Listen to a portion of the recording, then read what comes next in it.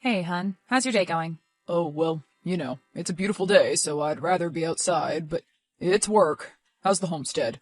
Well, it's fine, except Knox is out again. Ugh, why can't those people just keep that damn dog inside their yard? Well, I don't know. Someone on the city Facebook page said he's like some kind of escape artist or something. Really? So the Grossmans just can't figure out how to keep the dog inside the fence? Yeah, I guess so. You know what that means, don't you? It means Knox is smarter than his owners. Well, if you met the Grossmans, it's not that implausible.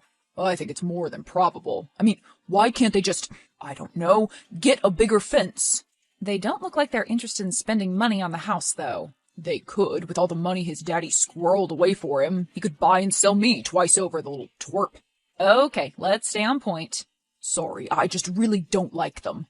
I don't think anyone on the street does, but I guess Knox always ends up coming back, so they just don't do anything. Well, when the dog ends up getting hit by a car and dead, then they really won't have anything left they can do. Oh, come on, don't even say that.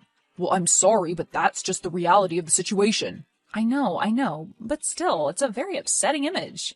Well, these people need to be stopped. It's only a matter of time. Isn't there someone we can call? Like the city or something? I mean, isn't there still a thing as a dog catcher? I guess, but you know what they do to dogs they catch. Oh, God. Well, I don't know. What should we try? What about our friend across the way there, Frankie? What does she have to say about it? She always has an opinion. She's as annoyed with the Grossmans as anyone else. Well, I have to get back to work. Watch out for Knox, okay? Yeah, hun. You too. Hey, hun. What's up? Hey, Frankie. How's life on the other side of the tracks? I mean, Maple Avenue. Oh, I've barely left the workshop in days. I honestly don't know how you do it. Do what? Taxidermy. I mean, I'm not hobby shaming you or anything, but it's a little crazy to me. Well, it's crazy to most people too, but I find it to be quite relaxing and peaceful. It's very natural. Well, it isn't art, that's for sure. I do enjoy telling people that my friend Frankie is a taxidermist, and they probably all look at you like you're crazy by association or something. Well, yeah, that's why I tell them. Hey, speaking of animals, have you seen Knox running around yet today? Oh yeah, I was sitting at the kitchen table with my coffee looking outside, and this dog went by me like a flash. Like a vision. I wasn't sure if I hallucinated it or not. Don't you think this is starting to get worse? I mean, the Grossmans letting Knox get out and all? Oh, yes. There's not a day that goes by that I don't see him now. Yesterday I was coming home, and he was heading out to Pixie. He was heading out there? Oh, my God. Well, he's going to get hit for sure then. How long have the Grossmans been living there now? You've been here longer than I have. They moved in like a year after we did, actually. The house was really nice. You should have seen it. Really? Oh, yeah, this immaculate robin's egg blue siding, beautiful landscape. But now, well, you can see what they've done to it. They're really letting it go to seed, aren't they? Yeah, for sure. Well, they certainly never waved to me anymore. Did they ever? No, that's a good point. So what are you working on now? A dog, in fact, for a private owner. You mean someone's pet dog? I don't really ask those questions anymore. Hey, Frankie, guess what? What? Guess who got outside again? Oh my God, Knox? Oh, you gotta be kidding me. Twice in one day? What is the deal? I really don't understand how they can't figure this out. Well, that's because the dog is smarter than the owner, apparently. Yeah, it seems so. Where did he run to? He's in the field now. God, he's so handsome. All those black and white speckles. He looks like cookies and cream. So he's just wandering around in the field now? Yeah. Why don't you actually come upstairs from that workshop of yours, get some air, and take a look? Well, I probably could use a break. I need to air the place out anyway. Oh, okay. The chemicals getting to you? Yeah, I think I need to work on the ventilation system. Maybe we should just catch the guy and bring him home. Does he usually go home on his own? Yeah, I guess so. Maybe we can just, shoo him. It's worth a shot, but what if the Grossmans come out? Well, Bob should still be working. What does he do? He's some kind of an engineer or something? I don't know. And her? Linda? She just sits inside and scrolls Facebook, getting progressively angrier. So she's home all day. Yep, that she is. She's home all day, and yet she can't keep the dog in the yard? Why is it even in the yard? Why isn't he just inside? You're asking me questions that I couldn't possibly know the answers to. I know. Still, I hope they figure something out soon. The air show is coming up, and the traffic around here is going to be crazy. Yeah, and hotter than the sun out. Have you seen the 10-day forecast? No, I barely leave the basement. No rain whatsoever. The dog should really be inside. Maybe someone can finally get the police to take it seriously. Yeah, fat chance of that happening. My brother and his little boy live on a farm upstate. I'd love to just send the dog up there. Yeah, I think that's theft. But abusing an animal isn't a crime? Oh my God! What? Knox just ran across the street and practically dove over an oncoming Chevy Cobalt. All right, that's it. Somebody has to say something. Okay, well, go ahead then. Me? What am I supposed to do? I don't have their number. Well, you can always just go over there and talk to her. She lives right across the street from you. Yeah, but she only lives 3 houses down from you, and you have her number. Ugh, all right, fine. I'll let you get back to your dog. Thank you, I appreciate that. Hi, Linda. How have you been? Just who in the hell is this? It's, Susie from 3 houses down, Linda. Oh, well, what the hell do you want? I'm not buying anything. No, I'm not selling anything. I wanted to know if you were aware that your dog is out. Well, that's Knox for you. I can't help it. The damn dog is like an escape artist or something. Do you think that there could be maybe a hole in the fence that he's been able to sneak through or something? Well, I don't know. I don't have time to go around inspecting every little inch of the fence. What about your husband, then? Would he know? My husband does all of the work around here, despite what you think. Well, if there are holes in the fence, then he does not work. I told you. I don't know what there is and what there isn't. All I do know is that that little mutt is like Houdini with spots. You know, there are all sorts of things you can do. Yes, I know. Larger fencing, an underground electric fence. Yes, I am aware. A rope and chain. A rope and chain, huh? That would probably be the most practical and cheap solution, right? Well, yes, maybe. And my husband doesn't like to spend any money, so... I couldn't tell. Huh? Nothing. Well, there you go then. There's your solution. I suppose it could work. Maybe. How about you talk it over with Bob and see? I think it may be just the solution you're looking for. Okay, well, I'll talk it over with him. Thanks, I guess. What did you say your name was? Susie. And you said you were across the street? 3 houses down. Well, whatever. Have a great day, Mrs. Grossman. And do you think you can get Knox? I have a condition. It's difficult for me to get up by myself. He'll come home on his own. Okay. Honey, I am so upset right now. Why? What is going on? Is everyone okay? In the backyard? I was cutting the grass and I looked over and saw that poor dog over there chained up in the backyard. Knox? So they got a chain, huh? Oh, they got a chain, all right, and it's about the size of your arm. What? It's super tiny, and it's basically in the middle of the yard with no shade at all and no water. But it's like 85 degrees outside.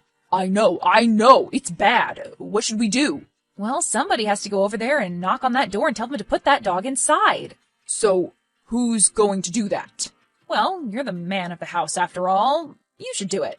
Hey, isn't that kind of an outdated gender role? Well, maybe a little, but so what? I don't want to do it. Well, I don't want to do it either. So what are we going to do? What about Frankie? She's all awkward and aloof. And how would that help her in this situation? Well, maybe she wouldn't mind pissing off a lunatic like Bob Grossman. Or wouldn't notice if she did. I think she may notice. Plus, that wouldn't be good. The Grossmans can actually see her house from theirs. All right, so what are we going to do? Dog nap him? All right, I'll call Bob Grossman. Just let me go psych myself up first. Wild turkey? Yeah, wild turkey. Hi, Mr. Grossman. This is Susie from a few doors down. Susie? That's a girl's name. Which one are you? The brick house. The ranch. Oh, the brunette with the capris. Sometimes. And that uppity husband with the ugly foreign car. I'm just kidding. He seems like a straight shooter, I guess. Well, yeah, he's a decent guy. So I'm a little busy with my stories right now, and I've had enough interruptions with everybody mowing their grass today. As you can see, I ain't out there mowing. Yeah, I can tell. On a hot butt day like today, I just hang out in the cool basement with my beer and chips and old VHS tapes of Columbo. So you're in the basement, and your wife can't get up on her own? What do you mean she can't get up on her own? Well, isn't she, like, an invalid or something? Invalid? Who the hell are you talking about? My wife ain't no invalid. Well, she told me she had trouble moving. Yeah, she told you. She told me something, too, that you've been nosing around Knox. Yeah, speaking of him, he's been barking for a while now, and I guess you can't hear him because you're downstairs. Oh, so here you go again, trying to tell us how to raise our animal. Look, Mr. Grossman, I really do appreciate you getting a lead for Knox. No one wants him getting hit by a car. It would never happen. Yes, it would. It's only a matter of time, in fact. No way, he's too fast. Well, he's not faster than a car, Bob. I got the lead. He's not going anywhere, so what are you still complaining about? Well, the lead that he's on is about 3 feet long. The hardware store charges by the foot. What was I supposed to do? He's secure. He has to sit in one place, and in the full beating sun. It's hot out, if you didn't know. No, I didn't know. I'm downstairs. I told you. Does the dog even have any water? Of course he has some water. What kind of a monster do you think I am? Well, I don't see any out there. What, are you in my backyard or something? Are you snooping around back there?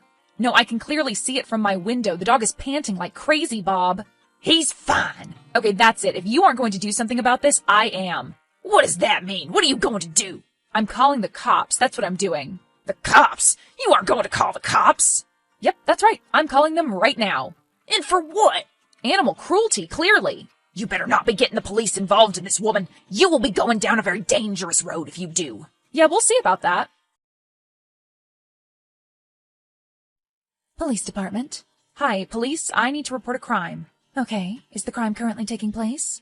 Yes, of course it is. Okay, well, how am I supposed to know that, ma'am?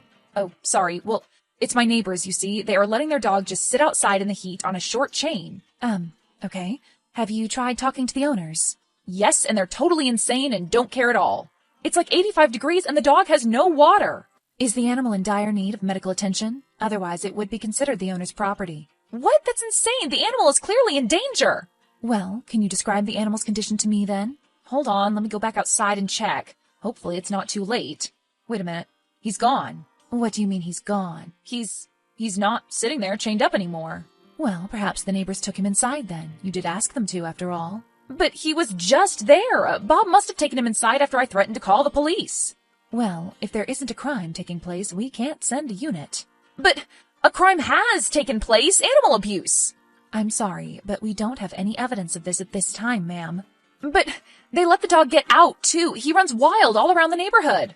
Well, that's a matter for the future, when it's actually happening. Now have a nice day. But wait!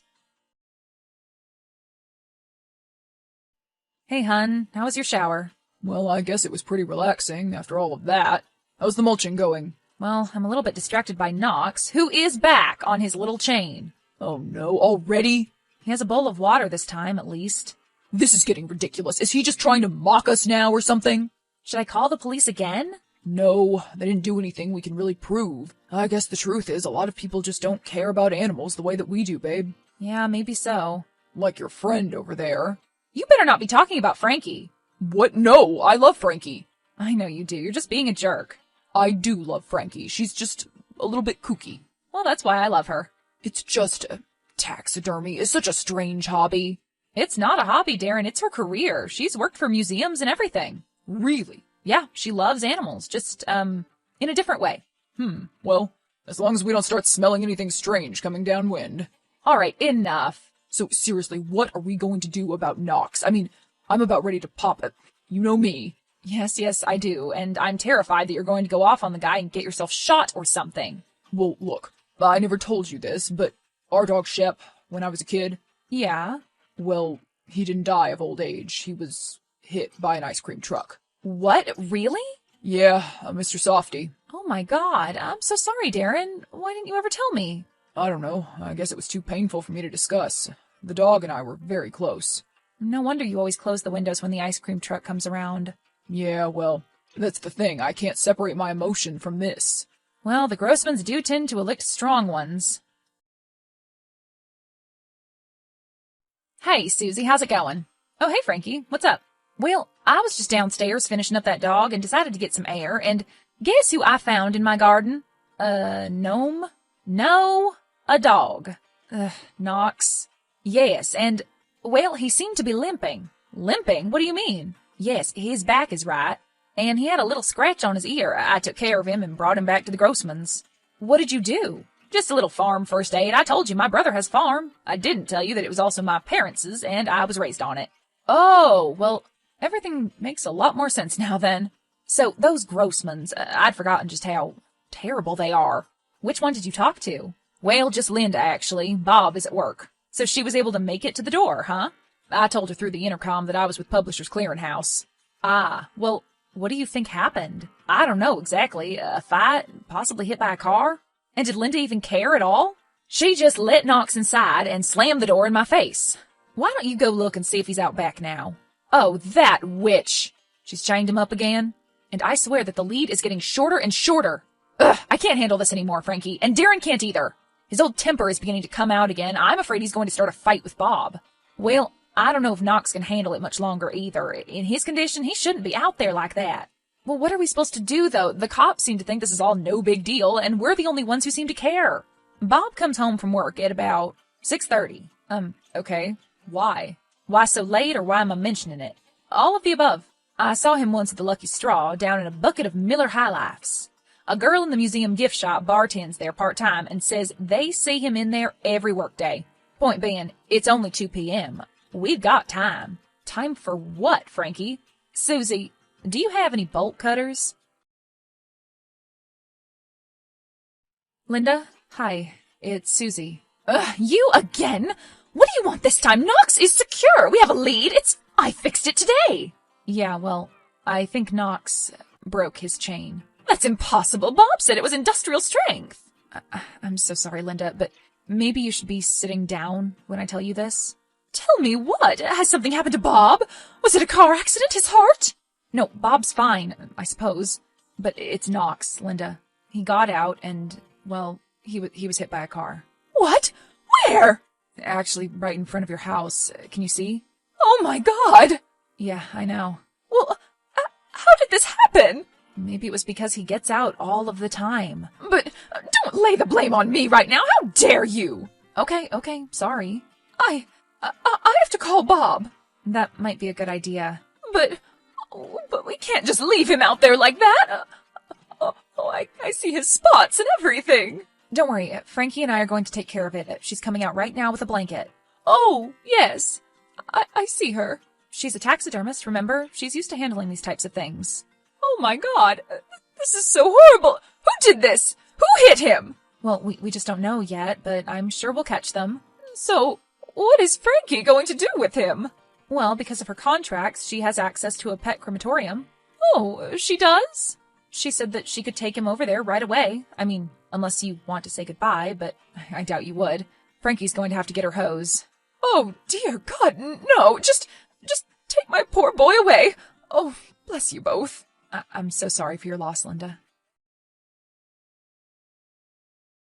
Hello, Susie. Oh, hey, Bob. How are you doing? Well, I must say, I could be doing a whole lot better. We already miss our boy so much.